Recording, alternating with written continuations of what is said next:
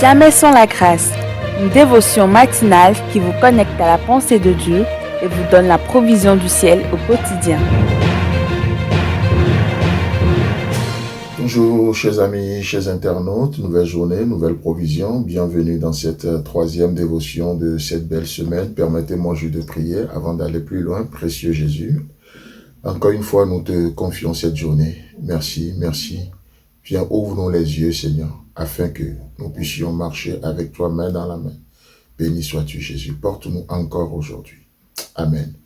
Alors chers amis, chers internautes, Psaume 84, du verset 5 au verset 7. Heureux ceux qui placent en toi leur appui et trouvent dans leur cœur des chemins tout tracés. Lorsqu'ils traversent la vallée de Bacar, ils la transforment en un lieu plein de sources et la pluie la couvre aussi de bénédictions. Leur force augmente pendant la marche et ils se présentent devant Dieu à Sion. Alléluia. Ce psaume ne cesse de nous bénir depuis que nous y avons commencé et c'est pour ça que j'aimerais encore ce matin vous demander de ne pas hésiter à partager cette dévotion, de ne pas hésiter à vous abonner à notre compte TikTok et à publier, à repartager et vraiment que Dieu vous bénisse et bienvenue dans la dévotion de ce matin. Et une chose comme annoncé hier d'ailleurs que nous sommes en train de voir, c'est que nous sommes en train de parler des implications de ce chemin. Une chose qu'on a vu hier, justement, c'est que notre force augmente pas lorsque nous croisons les bras, pas lorsque nous devenons inactifs, d'accord? Mais c'est lorsque nous continuons malgré tout. Lorsque nous continuons à marcher dans ce que nous avons appris dans la lumière. D'accord, les ténèbres ne doivent pas nous amener à renier les convictions, tout ce que nous avons appris dans la lumière. Je sais, c'est quand les moments difficiles viennent, on perd les pédales, n'est-ce pas? Et la deuxième chose que nous avions vue, c'est l'adresse de Dieu. Il se présente devant Dieu à Sion. Dieu réside à Sion. Et vous savez, hier, j'avais fait certainement une application, mais vous savez, lorsque le nom Sion apparaît pour la première fois dans la Bible, ce n'est pas positif. D'accord, c'est un lieu imprenable. Hier, j'ai fait une application avec le nom de l'Éternel qui est une tour forte, mais en termes d'explication, lorsque Sion apparaît pour la première fois, c'était pas dans le bon sens du terme.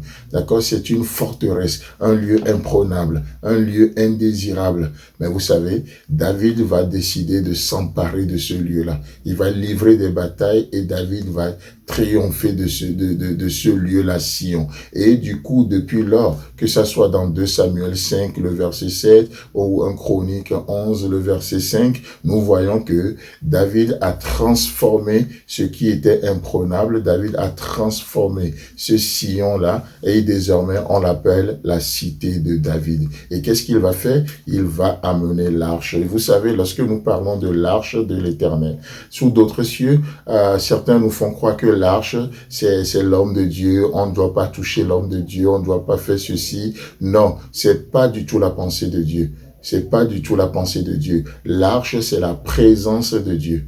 L'arche, c'est la présence de Dieu dans le peuple.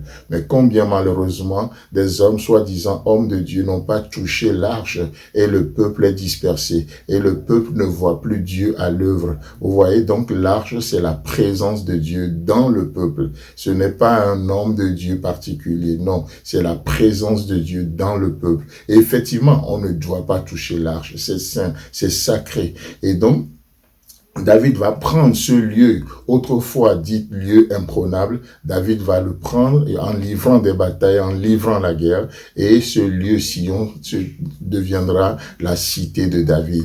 Pourquoi? Et parce que la présence de Dieu sera amenée également, l'arche, et du coup ce lieu devient un lieu saint. Et aujourd'hui, lorsque nous parlons de Sion, nous ne parlons pas de Sion comme étant ce lieu imprenable, mais nous parlons de Sion comme étant la cité de David, nous parlons de Sion comme étant ce lieu saint, pas juste un naturel. Chers amis, chers internautes, chers téléspectateurs, vous savez, Dieu veut que tu possèdes tout ce qui constitue aujourd'hui des forteresses pour toi, des forteresses dans ta vie. En quoi faisant? En amenant les pensées captives à l'obéissance de Jésus-Christ, en amenant la présence de Dieu, en amenant le divin. C'est ça, c'est comme ça nous possédons les choses. Le divin au travers le profane. Vous voyez, le spirituel au travers le matériel. C'est pas juste juste le matériel pour le matériel, mais le spirituel au travers le matériel, le glorieux au travers de ce qui est méprisable, l'or au travers le bois.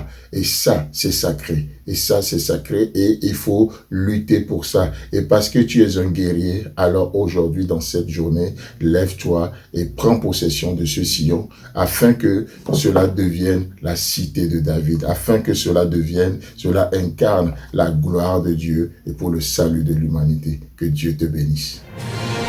Si vous avez aimé cette émission, parlez-en à vos amis. Parlez-leur du message de la grâce et de ce qu'il fait dans vos vies. Pour un sujet de prière, une question ou pour devenir partenaire, contactez-nous au 00229 94 75 80 20. Que Dieu vous bénisse et à la prochaine. En attendant, pensez avec Dieu.